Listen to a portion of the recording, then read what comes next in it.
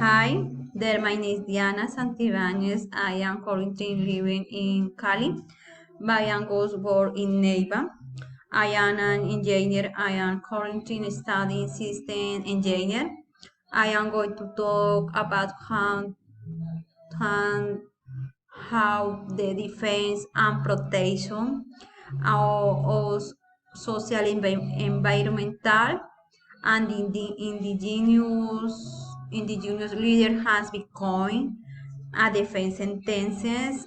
To start, we had to mention that this issue got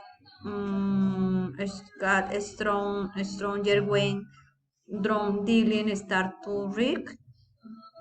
Politicians so the more forests they keep the weather because this allows them the birds boost their businesses, but the worst came when they began to cover restricting areas like indigenous sanctuaries and natural reserve. The people who cares about natural cool, social leader emerges and starting to fight against these dangerous people, but then they were killed because leader became a problem for drone dealers. And this point, this problem has been extremely serious because violence has exponentially.